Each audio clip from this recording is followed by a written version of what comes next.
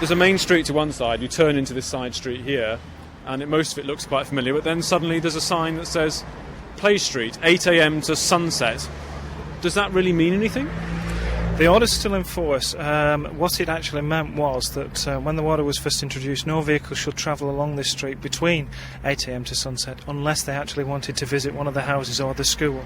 A total block on traffic was the idea. A total block on traffic that had no business in the area, yes. If we look at the main road behind us and cars stopping and moving along now, I mean, if you were to analyse the speed of these cars around here, very few people actually stick to the limits, don't they? That's right. I mean, speeding is a problem. Obviously, the faster a vehicle travels, the more injuries that children or pedestrians are likely to have. Traffic and children don't mix. Hidden in a back street in Salford near Manchester, I've just found the all but forgotten remains of a bold experiment, once hailed as the solution to a major social evil. Steve Lee of Salford City Council is showing me Play Streets, pioneered in the 1930s, designed to protect children from the growing dangers of fast-through traffic. The scheme cut casualties rapidly, but wasn't adopted nationally and didn't survive the spread of mass motoring. The signs are still up, but cars are back to speeding through, and the problem of road safety for children is as pressing as ever. We're looking now to see ways that we can improve road safety, particularly as it relates to children, because though we've got quite a good record on adult safety, in fact, for children there are some 150 children that are killed every year, over 5,000 that are seriously injured. So we're looking now to see how we can improve road safety for them and make sure they're given greater protection. Tony Blair, speaking a few years ago, is not the first political leader to acknowledge that overall improvements in road safety have often left behind the protection of children, especially poorer children. But offering an answer is much more rare. A House of Commons Select Committee report last year stated disturbing facts: that road crashes are the biggest killer of school-aged children in Britain, that the UK's child pedestrian casualty rate is twice the European average. More than 3,000 children were killed or seriously injured as pedestrians in the year 2001, the last year for which full figures are available. The committee concluded that the record was so bad because of the lack of speed restrictions, but said there was surprisingly little pressure for improvement. That follows a clear historical pattern. Support for the liberty of children and other pedestrians to use streets free from fast traffic has steadily lost momentum. Politically far more influential has been the motorists' claim to rapid movement. Men of England, your birthright is being taken from you by reckless motor drivers. Reckless motorists drive over and kill your children. Reckless motorists drive over and kill both men and women. Men of England, rise up, join together and bring pressure upon your representatives in Parliament, and otherwise make it unpleasant and costly to the tyrants who endanger your lives and the lives of your dear ones. The words of a poster circulated in London in 1908 show this battle of liberties emerging in the earliest days of motoring. While many felt threatened by the prospect of vehicles travelling at speed down roads used by pedestrians, those fortunate enough to afford cars resented greatly any restraint. The Automobile Association, the AA, which became one of the great institutions of mass motoring, was founded around this time specifically to combat police speed traps, as one of its early members, John Moore Brabazon, later recalled. It was an anti-police association, for no other reason but to try and defeat the unscrupulous methods at that time being used against motoring. When there was a speed limit, you see, by legislation of 20 miles an hour, the whole of the public, who backed up the police, insisted that motor cars should not go over this 20 miles an hour. And everybody was against us, and the police were terribly severe. Here in embryonic form is what became a great motorist's orthodoxy, that speed limits set by law were a kind of over-officious trap, that the truly antisocial kind of behaviour, especially in urban areas, was to drive at or below the mandatory speed. Early motoring also brought the more affluent into regular contact with the police for the first time, an encounter they loathed, having assumed forces of law and order were there to discipline the working classes. And anyway, argued Labour government minister Herbert Morrison, car drivers were gentlemen who did not need laws to tell them how to behave. All they needed was a voluntary highway code. It goes upon the basis that this is what the decent drivers will do, and that it is just as ungentlemanly to be discourteous or play the fool on the King's highway as it would be for a man to push his wife off her chair at the Sunday tea table and grab 2 pieces of cake. Having supported with such telling arguments the abolition of all speed limits in the early 1930s, Morrison promised that the motorist would now rise to the occasion and agreeably surprise the pedestrian. But the surprises were mostly far more disagreeable, as pedestrian casualties rose sharply even after speed limits were brought back a few years later. And traffic was already beginning to change the way children were taught to look on their home streets. Miss Robinson was wonderful. She used to take us all out onto the street quite regularly to do curb drill. She was quite fierce. We'd stand there and we had to say, stand on the curb, loop both ways. If the road is clear, cross in a straight line, not a slanting one. Like parrot fashion. Molly Booth is one of the contributors to a Salford Museum's oral history project, who recalls the sudden urgency of road safety teaching. Traditional rhymes were now rivalled by a less innocent kind of childhood chant. But as other contributors, Wilf Vevers, Marjorie Skade and Frank Ball remind us, road safety still had to compete in young minds with the attractions of street as playground. There's always something for us to do. There's always, games to play in the street. If it was football or cricket or rally eve or things like that. But there was always something to do in the street. Even if it rained, if it was snow, it doesn't matter. You played out. You didn't stop in. We did play out on Clarence Street because it was the first street which was asphalted in Broughton. So children used to come from everywhere to skate, to scooter, cycle. We'd whip and top, hopscotch and skipping ropes for the girls, garf, an iron hoop with a hook. And I used to get the garf out and I used to run all round the blooming streets. These Salford streets, with terraces opening straight out onto the road, were a communal social space, available not only for play, but for adult conversation, trading, political activity, and more besides. And it was to defend all that against the threat posed by traffic that Salford instituted its play streets.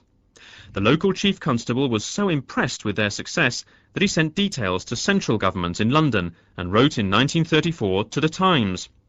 And he certainly would have had his supporters in the capital, like the Bishop of Southwark, who used House of Lords debates on road safety to describe the increasingly hazardous scene on the streets. On one occasion, on a summer evening, while walking from this house to my home, I counted between Lambeth Bridge and Kennington no fewer than 12 games of cricket, 6 games of rounders, several mysterious games which consisted of hopping from square to square, and a large number of boys on scooters. Those games were taking place in streets down which, from time to time, there came a motorcar at full speed. But Whitehall was wary of extending the Salford model to other areas. It was said to be too legally complex to apply, and the Royal Automobile Club, the RAC, wrote to ministers warning of its opposition to restricting vehicle movement. Motoring organisations encouraged instead the idea that children should be taught firmly to beware of the dangers and get out of the way. Leslie Hoare-Belisha, mid-1930s Minister of Transport, tried to use rising casualty figures to make young listeners to the BBC pay more attention. Nearly a year ago, I talked in the Children's Hour. Do you know what has happened since then? Most of you who heard me followed my advice, and others have got through by sheer luck. But in a year, nearly 1,200 children under 15 have been killed while walking or cycling on the roads, and 26,000 children under 15 have been injured. It wasn't always their fault. It was often someone else's fault for not looking out or stopping in time. Don't let us bother for the moment whose fault it was. I want you to work with me to see that no one makes mistakes. And the best way to do that is to set a good example ourselves. We still stand nervously next to the minister's Belisha beacons at zebra crossings, hoping to be allowed to cross the ever more intense traffic. As Winston Churchill had warned when Chancellor of the Exchequer in the 1920s, motorists would soon begin to claim moral ownership of the roads they drove on. London, like other cities, was changing relentlessly as vehicles, parked as well as moving, colonised its social space. This is Sloane Square in central London, surrounded by shops, and the square itself has a war memorial and statues, and presumably was originally designed as a place for people to meet and linger in. But it's very hard to see it as an attractive place like that now. It's actually got busy roads all around it. And with me is Terence Bendixson, who's president of the Pedestrians Association, who's taken a close interest in the fate of the pedestrian for several decades now. What does this sort of square tell us about what's happened to areas that might originally have been for pedestrians? I think it really is the case that cars and buses and lorries have taken over, and in that takeover they've really been supported by highway and traffic engineers who have redesigned the streets primarily for us to drive about in. The pedestrian as an individual, as a part of transport planning, was that a figure who quite early on, as the motorcar became more prominent, was relegated to a much lower priority? I think that's true. There was a huge battle in the 1930s in Parliament between the road lobby, the Automobile Association, the RAC, and the Pedestrians Association. And we were well represented in the House of Lords. Our president was a peer. And there was a great battle, and it's all set out there in Hansard. And there was a lot of passion about walking. England was a great walking country. 9/10 of the journeys people made in London in the 30s were on foot. And indeed there was a fear that the motorcar was a really major threat. The casualties were pretty appalling then, weren't they? Absolutely right. It was a real bloodbath. So it was a passionate matter, but nevertheless the car symbolised modernity. The car was what wealthy, dynamic and pushy people were driving everywhere, and they wanted Lebensraum in which to drive their cars. And in one way or another, the dynamism, the modernity of the car was unstoppable. After brief interruption due to wartime petrol rationing, the unstoppable rise of motoring resumed. It became more and more of a mass activity, no longer the preserve of the well-to-do. But public opinion had not yet settled into its modern fatalism about road casualty figures. This slaughter on the roads is the negation of civilization. These deaths are not inevitable, and we should not accept them as though they were an act of fate. The thing that's wrong is the conscience of the motorist. Yeah. These accidents, so-called, I suppose if you kill a man on the roads, I suppose it's manslaughter. But they should be taught to regard it as something far nearer murder by carelessness. There must be some means of reaching the conscience of the motorist. And if it can't be reached, if he will drink, if he will drive carelessly, then the penalties should be far stiffer than they are today. You simply deprive him of his motor license for life. Lady Violet Bonham Carter, appearing on Any Questions in 1965, spoke passionately of the need for the law as well as society to confront dangerous driving. There was support even from Ernest Marples, former Transport Minister and famous enthusiast for new roads. Everybody goes out in a motor car and they start off by thinking that nothing can happen to them. It's only going to happen to the other person. And you'll never solve this problem until society as a whole makes its mind up that it's going to discipline the motorists who drink, who go fast, whereas at the moment, if a motorist gets away with a motoring offence, they say, well done, old boy. If he gets caught, they say, bad luck, old boy. Now, if somebody was to hit my wife with a bar of iron, they'd be condemned by every member of society as a criminal. If somebody hits her by the car mounting the pavement and knocks her down and kills her, well, it's just too bad. It's not the same category of crime. But to my mind, it is. What we can do as politicians is to rebuild our cities in such a way that the pedestrian is segregated from the motorist. Because you can't have a human being walking 11 stone or 12 stone of flesh walking at 3 miles an hour and a ton and a half, ton and a quarter of steel moving at 30 or 40 miles an hour in the same environment. If they clash, there's only one winner, and it's not going to be the pedestrian. The idea of designing our way out of the problem suited the mood of optimistic post-war reconstruction. In practice, it often meant the pedestrian was banished into dingy subways, and safety was simply not a political spending priority, as a highly revealing confidential cabinet paper from the mid-1950s reveals. The Minister of Transport confessed that measures to improve traffic flow did not necessarily improve safety or eliminate accident black spots. Given the cost of roads promised for economic development, he warned that he might find it impossible to devote enough money to stopping accidents. Ken Huddart, road safety consultant and former chief traffic engineer for the Greater London Council, sees the hazards such priorities bequeathed in road schemes around Britain.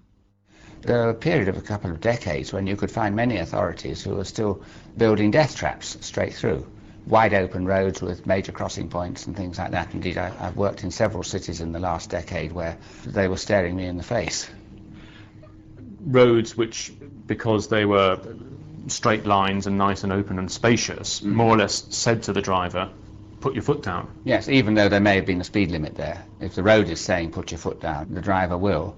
And the pedestrian then wandering across a green verge between residential area and schools, for example, would equally think it was their territory.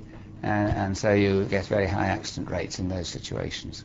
How could it come about that a road could be designed in an urban area as a death trap?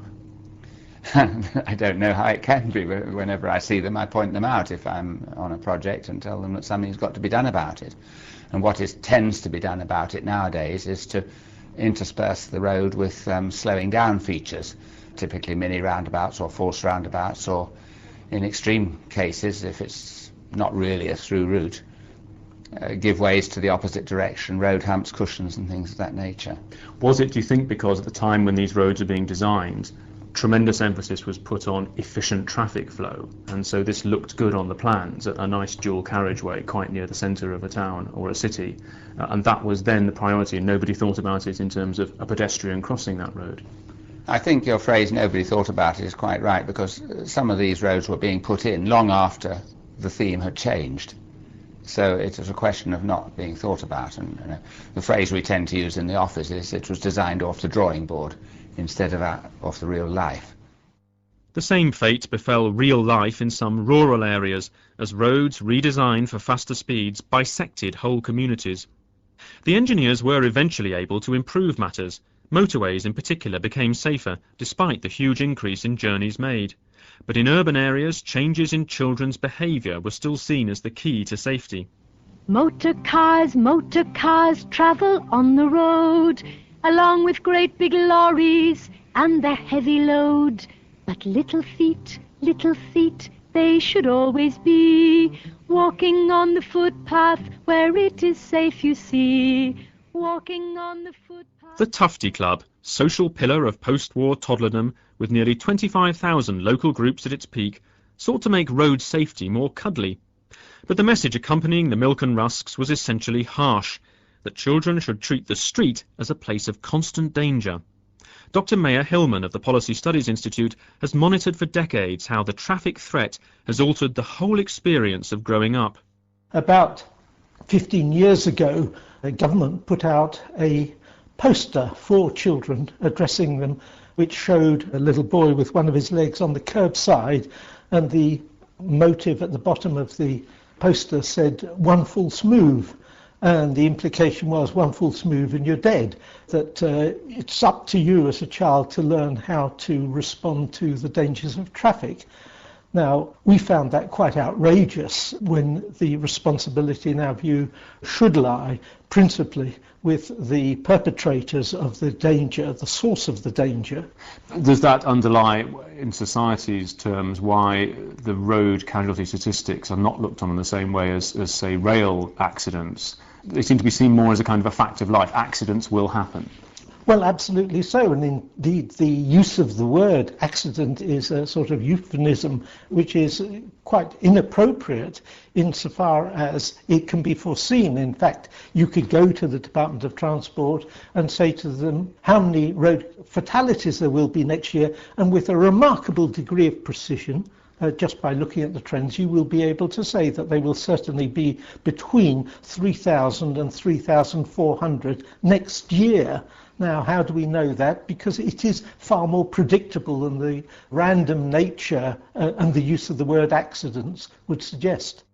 Yesterday I went for a ride in my daddy's car with him and my brother Martin, and we went through all sorts of roads, and then we went by the A222, and then we went through some more roads, and Martin and I had our spacesuits on.